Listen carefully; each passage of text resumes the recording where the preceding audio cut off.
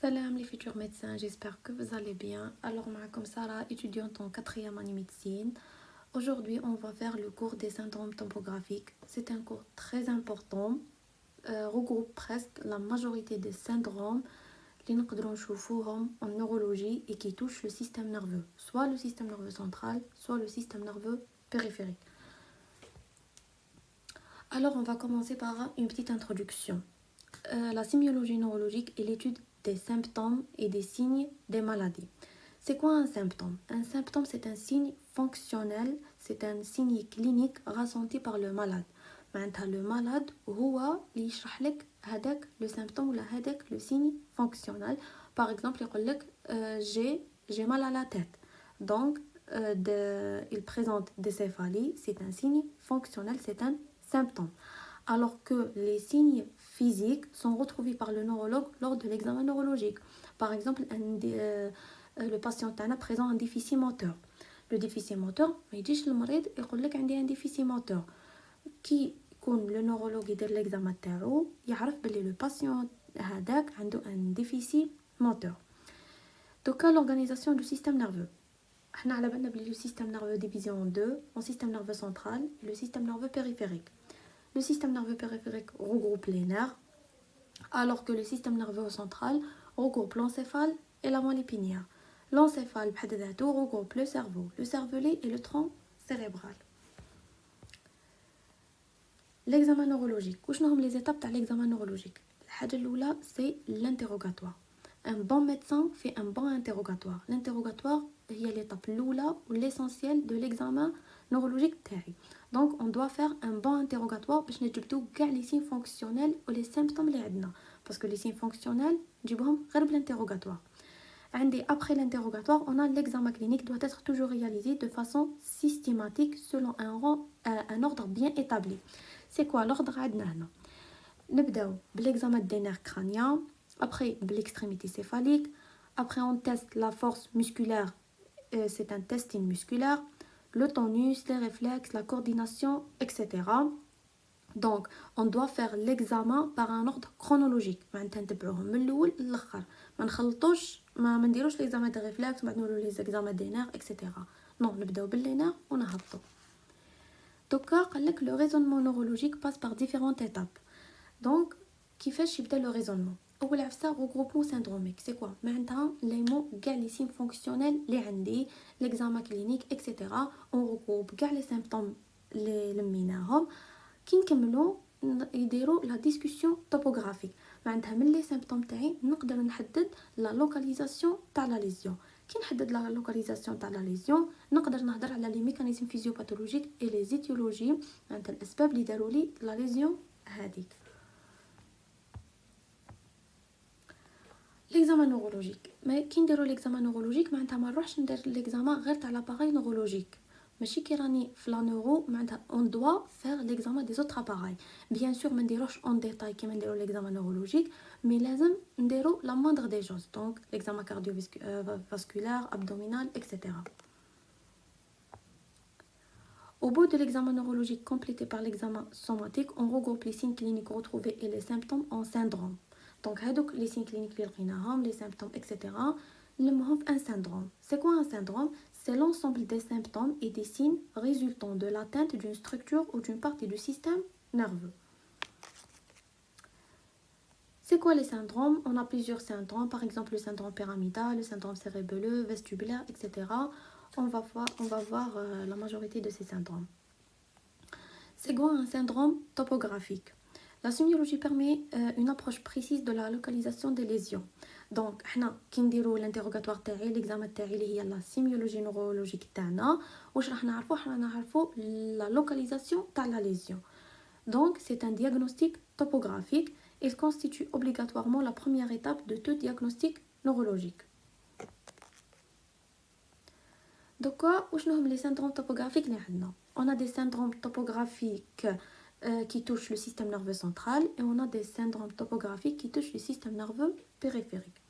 نبداو بلي syndromes topographiques qui touchent le système nerveux central. On a 3 syndrome médulaire واش معناتها راح يتوشي لي la moelle épinière, syndrome du tronc cérébral et les syndromes hémisphériques qui va toucher les hémisphères cérébraux. Atteinte du système nerveux périphérique, on a syndrome neurogène périphérique qui va toucher la corne antérieure de la moelle radiculaire, plexuelle ou tronculaire, syndrome myogène qui va toucher les muscles et syndrome myasthénique, la jonction neuromusculaire.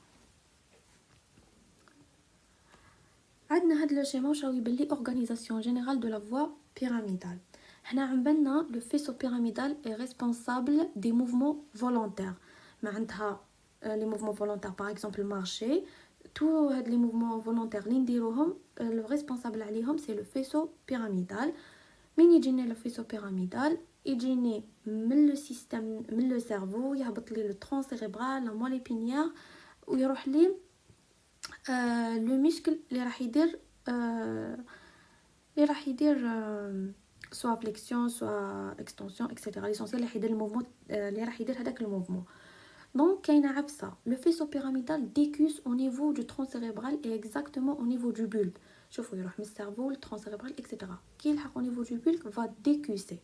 على بها les atteintes اللي يكونوا au-dessus du bulbe راح يكونوا contralatéral alors qu'ils sont au-dessous du bulbe راح يكونوا homolatéral.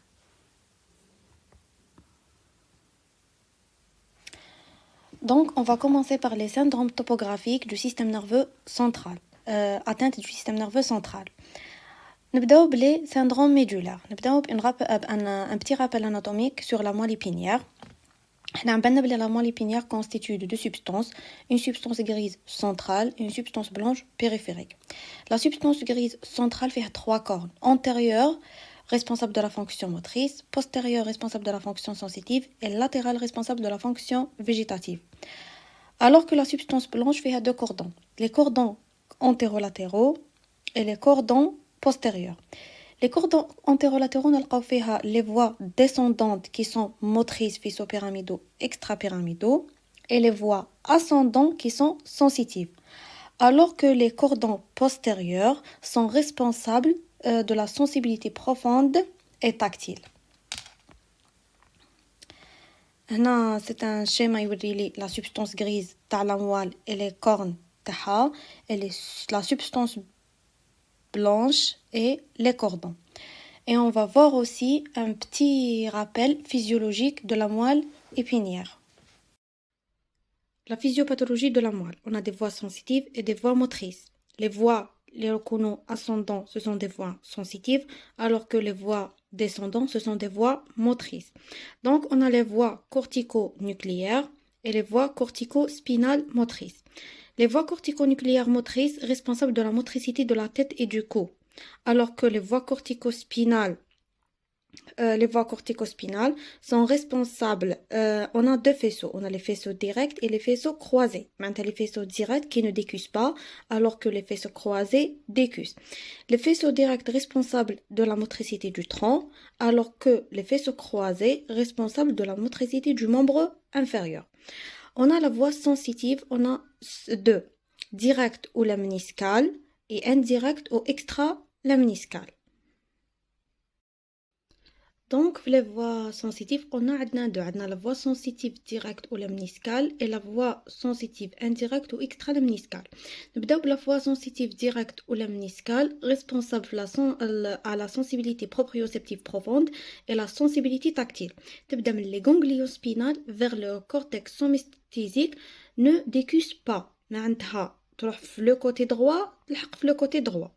Alors que la voie sensitive indirecte ou extralamniscale, responsable de la sensibilité de la douleur et la sensibilité thermique, donc c'est la sensibilité thermoalgésique, c'est commence par le ganglion spinal droit, mais décusse au niveau de la moelle, va croiser la moelle et partir vers le cortex.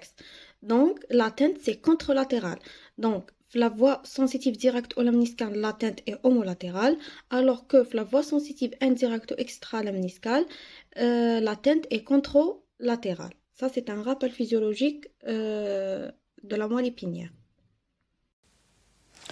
دونك مور ما كملنا شفنا لو رابيل اناتوميك اي لو رابيل فيزيولوجيك تاع لا moelle épinière نقدروا نبداو بلي syndromes médulaires. عندي لو بروميير syndrome c'est le syndrome de section médulaire complète. معناتها راح ندير نقطع la relation entre la moelle épinière et le système nerveux central et le reste du système nerveux central. راح يصاولي deux phases. Le choc, la phase initiale c'est le choc spinal et la phase d'automatisme médulaire. دوك احنا كي ندير لا سيكسيون كومبليت راح يصرالي ان شوك معناتها كلش راح يحبس لي ريفلكس ابولي la sensation va être abolie, la motricité va être abolie et le tonus va être aboli aussi. Donc c'est ça, c'est le choc spinal, c'est la phase initiale. كلش راح يحبس. En بعد عندي la deuxième phase, c'est la phase de récupération ou la phase d'automatisme médulaire. واش راح يصرى les réflexes osseo-tendineux réapparaissent et une hypertonie pyramidale. Parce que حنا على بالنا باللي le réflexe ne dépend pas du reste du système nerveux central. Donc راح يعاود يولي لي le réflexe, راح يعاود يولي لي le tonus, mais la sensibilité et la motricité راح يريحوا aboli. هذا هو le syndrome de section médulaire complète. معناتها كي ندير la section تاع la moelle complètement. عندي le deuxième syndrome médulaire, c'est le syndrome médulaire partiel. هنا ما راحش ندير section تاع la moelle complète, راح ندير une hémisection معناتها نص تاع la moelle. واش نسموه syndrome de Brown-Séquard, traduit une lésion de l'hémimoelle. واش راح يصرى؟ راح يصرى لي un syndrome pyramidal et un syndrome cordonal postérieur du côté de la lésion. Pourquoi un syndrome pyramidal du côté de la lésion? احنا عم بالنا بلي les faisceaux pyramidaux ils décussent au niveau du bulbe. معناتها في لاموال سي بون يكونوا داروا لا ديكوساسيون تاعهم. دونك لا ليزيون راح تكون دو كوتي لاتين راح تكون في لو كوتي تاع لا ليزيون. syndrome cordonal postérieur كيف على بالنا بلي le syndrome cordonal postérieur responsable de la sensibilité proprioceptive profonde et la sensibilité tactile يكونوا du côté ne décussent pas donc l'atteinte راح تكون في الكوتي تاع لا ليزيون. عندي le syndrome spinothalamique du côté opposé. احنا عم بالنا بلي le syndrome spinothalamique responsable de la sensibilité thermoalgésique il décusse au niveau de la moelle. Donc la lésion راح تكون في l'autre côté. Donc كاينه une vidéo راح تشوفوها qui montre la clinique.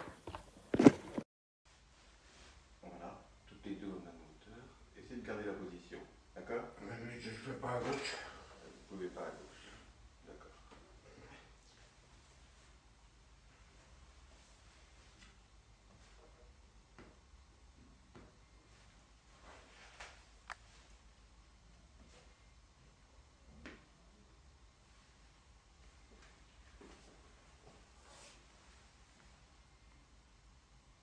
Essayez de ne pas tirer les pieds.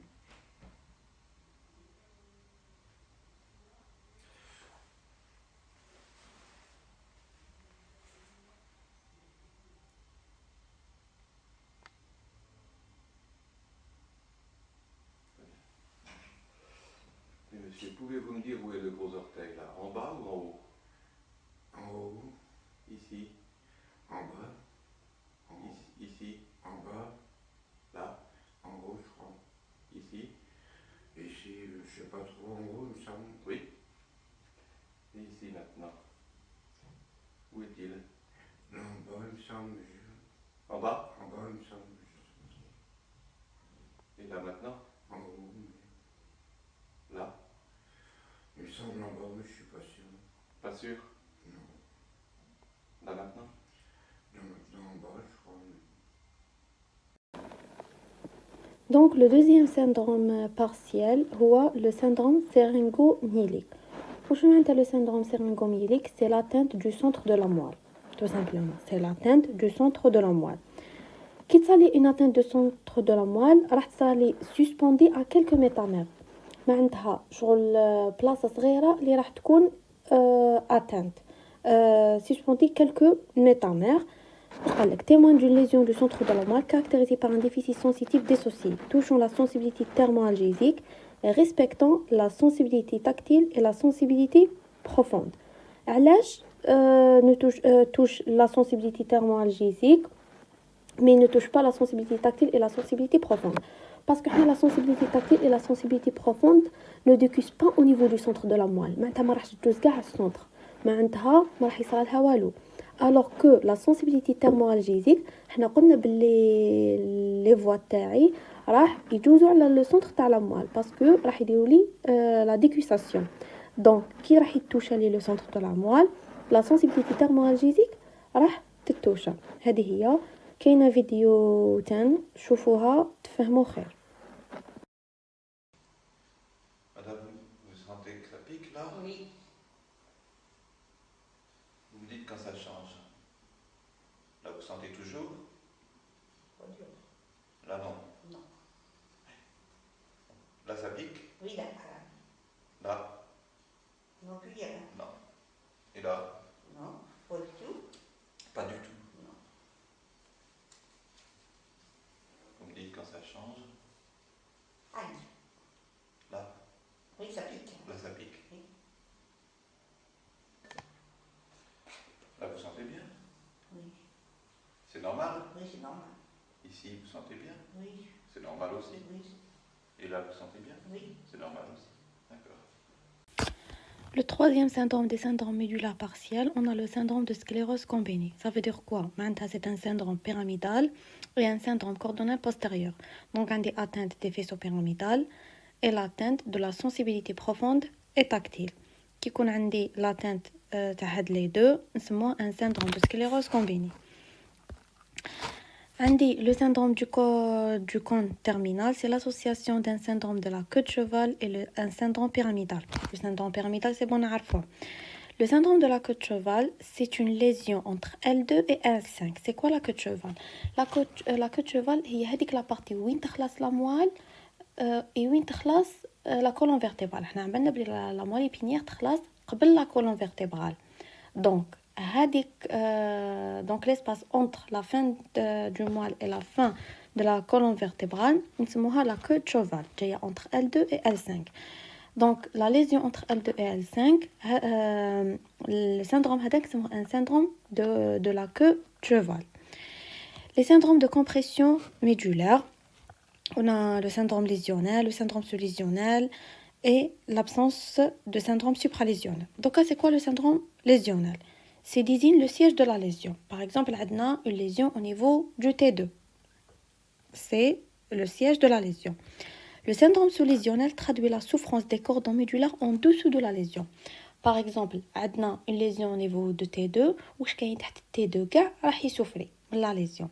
Alors que où je suis فوق T2 au-dessus de T2 راح يقعد intact.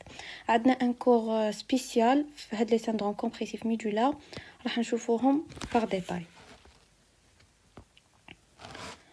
هنا هاهي المونtre la queue de cheval, c'est entre L2 et L5. شوفوا la moelle épinière راهي تخلص في L2 من L2 ل L5, c'est la queue de cheval. Donc نروحو نشوفوا le deuxième syndrome qui atteint le système nerveux central. عندي les syndromes du tronc cérébral. حنا عملنا بلي le tronc cérébral فيه بزاف des éléments anatomiques divers. على بها la lésion تاعو راح دير لنا des multiples syndromes. واش عندي في le tronc cérébral نلقى la présence des noyaux des nerfs crâniens, la présence des voies longues pyramidales sensitives cérébelleuses ونلقاو تان la formation réticulée. Donc نشوفوا شنو هم les syndromes qui touchent le tronc cérébral. Le premier syndrome, c'est le syndrome Wallenberg. Le syndrome de Wallenberg, c'est un syndrome latéral du bulbe. Le syndrome de Wallenberg, احنا عندنا بلي الترون سيربرال حقا فيه 3 عفايس، فيه le mésencéphale supérieur, le pont ou la protubérance au milieu et le bulbe rachidien en inférieur. Donc le syndrome de Wallenberg, c'est un syndrome qui touche le bulbe. Donc حنا في le bulbe rachidien على بالنا بلي نلقاو les noyaux تاع le nerf 9 10 11 et 12 نلقاو le faisceau spinothalamique, نلقاو les noyaux vestibulaires, les noyaux, les fibres cérébelleuses, etc. Donc l'atteinte du bulbe a plusieurs lésions. Du côté de la lésion, on a un syndrome cérébelleux, atteinte du 5 parce que le noyau du nerf 5 existe le bulbe, paralysie du pharynx, larynx et des voiles du palais parce que sont énervés par les nerfs 9, 10, 11 ou les noyaux de le bulbe, syndrome vestibulaire et un syndrome de Claude Bernard-Horner. Du côté opposé de la lésion, on dit hémianesthésie parce que on a بالنا باللي في le bulbe يجوزوا les fibres spinothalamiques. Syndrome alterne se définissent par la présence du côté de la lésion des signes d'atteinte d'un ou de plusieurs nerfs crâniens et l'autre côté de la lésion par des signes d'atteinte d'une voie longue pyramidale sensitive ou cérébelleuse. نبداو le syndrome الأول اللي هو le syndrome Méliard-Guilbert. Le syndrome Méliard-Guilbert touche le mésencéphale. Désolé, ne touche pas le mésencéphale, touche le pont. Donc واش راح نلقاو une paralysie faciale périphérique parce que le noyau du nerf facial existe le pont et du côté opposé de la lésion hémiplégie parce que يجوز le faisceau pyramidal. Le syndrome le syndrome de Weber. Le syndrome de Weber, c'est une atteinte du mésencéphale. Le mésencéphale, واش نلقى le noyau du nerf 3, donc au côté de la lésion, ça les paralysie directe du nerf 3, où il le faisceau pyramidal, donc du côté opposé de la lésion, il y a une hémiplégie spastique avec paralysie faciale centrale. Troisièmement, on va voir les syndromes hémisphériques, on dit 5 syndromes: rolandique, pariétal, occipital, temporal, frontal. سمينا le syndrome على حسب la localisation et على حسب le lobe. Le lobe, إذا كان le lobe atteint pariétal راح نقولوا un syndrome pariétal, etc. Donc le syndrome rolandique est l'ensemble des signes et des symptômes qui traduisent l'atteinte du lobe rolandique. Le lobe rolandique ou là, autrement dit, la césure rolandique. La césure rolandique, il y a la césure qui sépare le lobe frontal du lobe pariétal. Donc l'atteinte de cette césure a des déficits, soit des déficits moteurs, des déficits sensitifs, etc. Des déficits moteurs parce que جزء فيها le faisceau pyramidal. Donc راح يكون عندي un déficit moteur, soit hémiplégie, soit paralysie faciale, etc. Soit un déficit sensitif de l'hémicorps contralatéral, toujours contralatéral parce que les faisceaux راح يديروا لي la décussation au niveau du bulbe. Donc وحنا la césure rolandique جايه au-dessus du bulbe, جايه في le cerveau. Donc les hémiplégies ou les lésions, etc. راح يكونوا كاع contralatéral. Soit يكون عندي un déficit en même temps sensitif et moteur. وعندنا des crises d'épilepsie. هذا le syndrome rolandique. Le syndrome pariétal. قبل ما نعرفوا le syndrome pariétal نديروا un rappel anatomique sur le lobe pariétal. ها هو ديجا هنا في هاد لا كوب تاع لو سيرفو نشوفوا بلي le lobe pariétal جاي au milieu. En arrière كاين le lobe occipital et en avant le lobe frontal. Le lobe pariétal séparé du lobe frontal par la scissure du Rolando et les deux lobes pariétal et frontal sont séparés du lobe temporal par la scissure du Sylvius. Donc يهمنا حنا le lobe pariétal. حنا le lobe pariétal تاعنا فيه chaque lobe فيه des aires. Chaque aire responsable على كاش fonction. Donc le lobe pariétal تاعي فيه l'aire 1, 2, 3 de Brodmann, responsable de la fonction somatosensitive. Et l'aire 5, 6, 7 responsable de la fonction somatopsychique, alors que l'aire 40, 39 responsable de l'aire tactognosique. عندي au niveau du lobe pariétal نلقى l'aire gustative, نلقى l'aire olfactive, etc.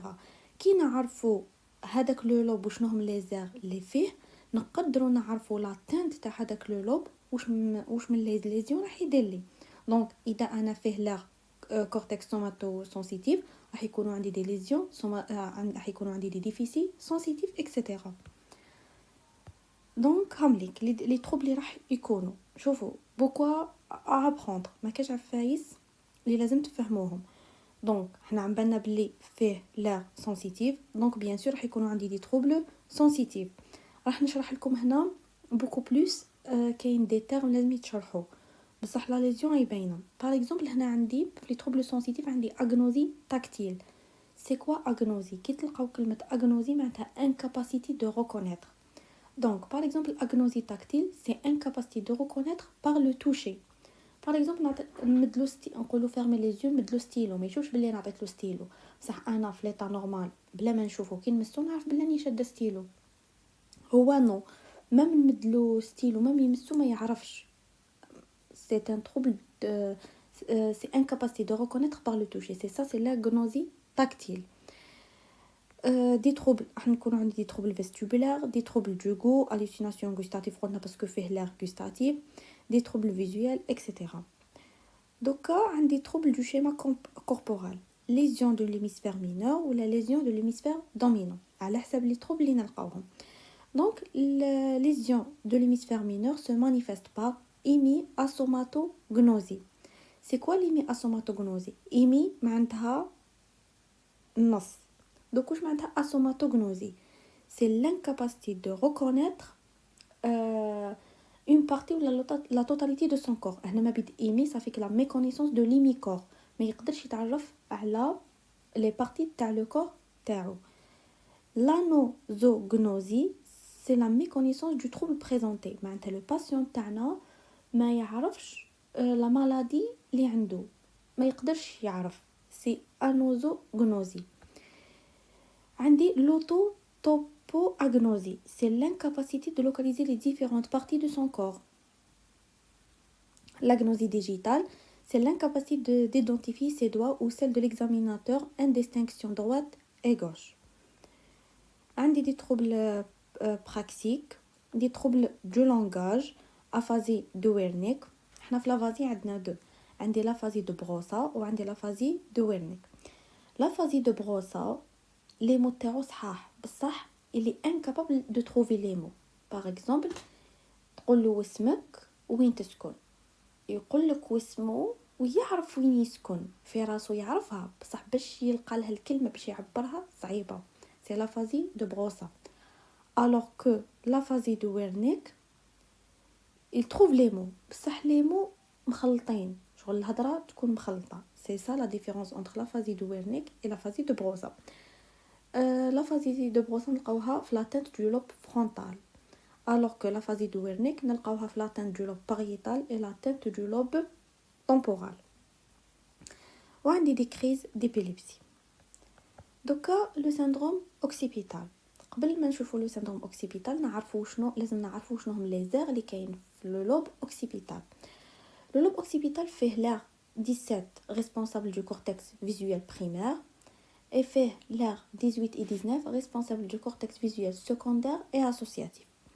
Donc si l'atteinte كانت في l'aire 17 معناتها atteinte du cortex visuel primaire عندي زوج حالات soit راح تكون عندي une hémianopsie si l'atteinte est unilatérale ولا راح تكون عندي une cécité corticale معناتها perte de la vision totalement si l'atteinte est bilatérale.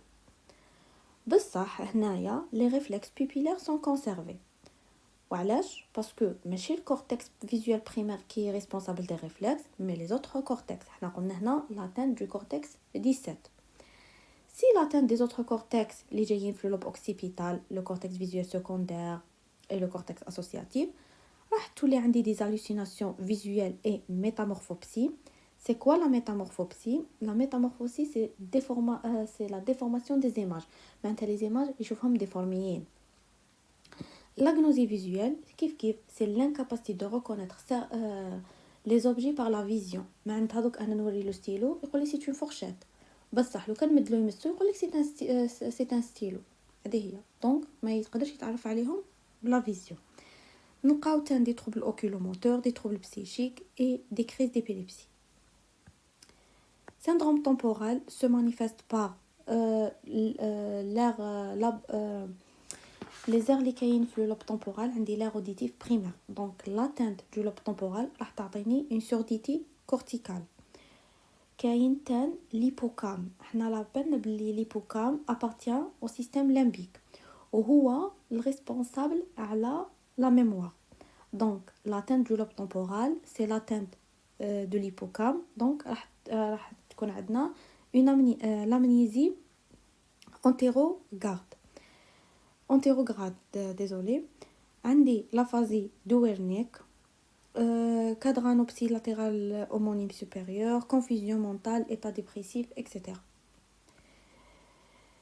Le dernier syndrome, c'est le syndrome frontal. Le lobe frontal fait l'aire motrice. Donc, l'atteinte du l'aire frontal, يكون عندنا un déficit motrice. Fait l'aire prémotrice et l'aire oculomotrice. L'oculomotricité, donc l'atteinte du lobe frontal, راح تعطيني paralysie volontaire oculaire. Le reste est désigné sous le terme de lobe préfrontal. معناتها le reste des aires نسموهم l'aire préfrontale.